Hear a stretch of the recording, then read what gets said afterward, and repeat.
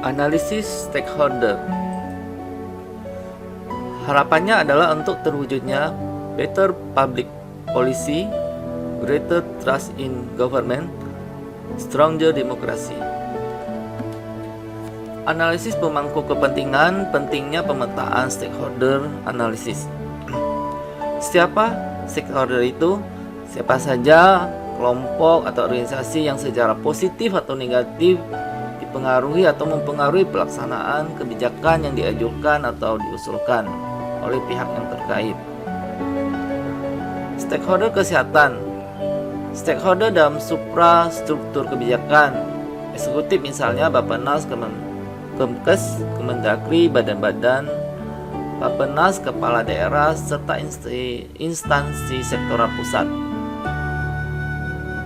dan daerah seperti dinas, kantor terkait yang mempunyai fungsi kesehatan.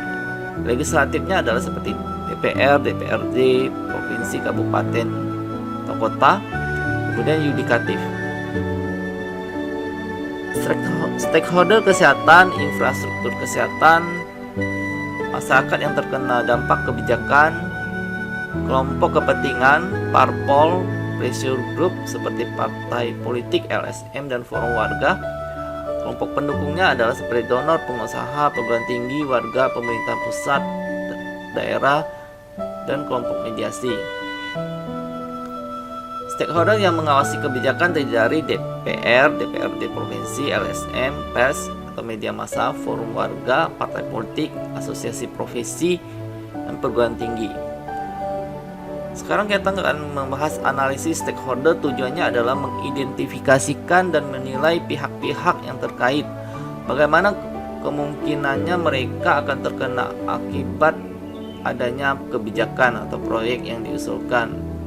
Dengan maksud untuk mengembangkan kerjasama antara pihak-pihak tersebut, maka kita agar akhirnya kebijakan proyek ini berjalan dengan baik.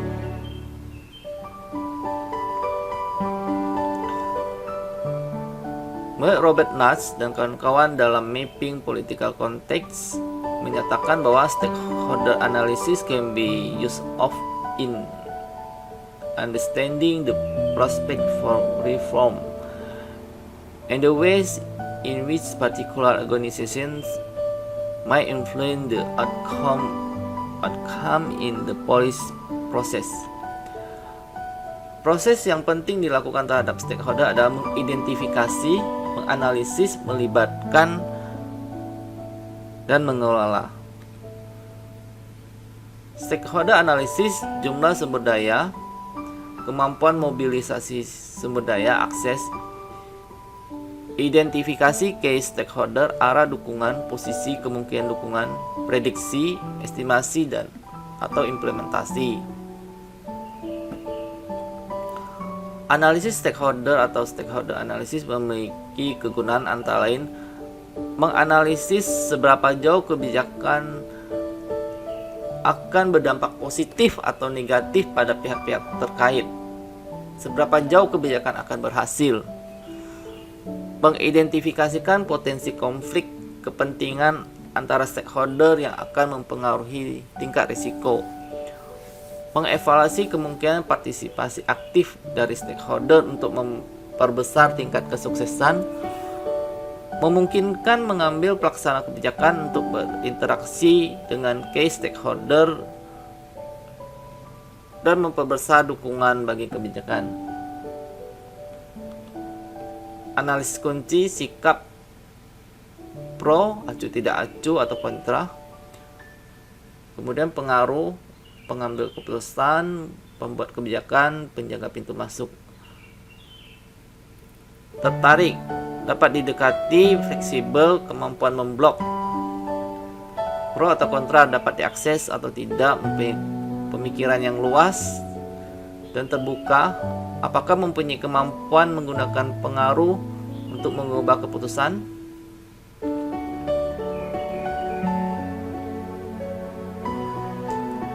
Matriks analisis stakeholder, berdaftar list stakeholder. Kolom pertama,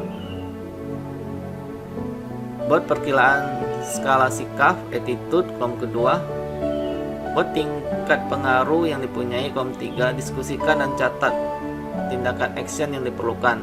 Kolom keempat, menegaskan sikap atau pengaruhnya, memperbaiki sikap, meningkatkan atau mengurangi pengaruhnya, menyamakan persepsi tingkat pentingnya, menyepakati apakah stakeholder tersebut sebagai kasus spesial, mendiskusikan strategi pendekatannya.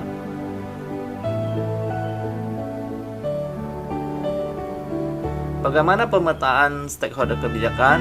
Posisinya ada menentang, netral atau mendukung, kekuatannya kuat, sedang, lemah, kepemimpinan baik, sedang atau buruk. Tahap-tahap stakeholder analisis adalah step 1, menyusun tabel stakeholder. Siapa saja stakeholder potensial atau kepentingan. Perkiraan apa dampak kebijakan berdasarkan skala prioritas kepentingan, faktor gender, pekerjaan, pendidikan, pendapatan, dan lain-lain penting diperhitungkan.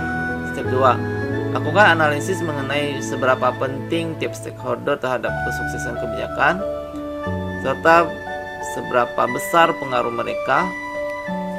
Pengaruh ini ditentukan oleh derajat kepentingan dan modal yang dimiliki oleh stakeholder.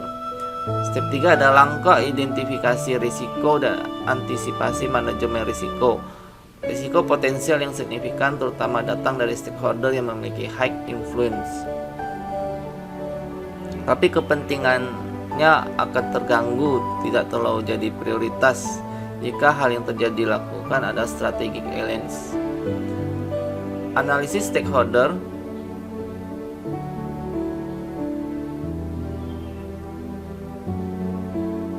Kekuatan stakeholder: A. Keep informed. B. Key player. D. Minimal effort. C. Keep satisfied. Garis tengahnya ada tingkat kepentingan. Fish, very important stakeholder. Siapa yang paling penting? Unit atau grup yang memegang dana, the troublemaker, atau unit atau grup yang paling berperan dalam pelaksanaan, unit atau grup dengan network yang luas.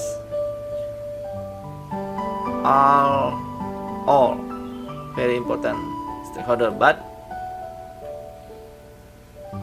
terima kasih, semoga bermanfaat.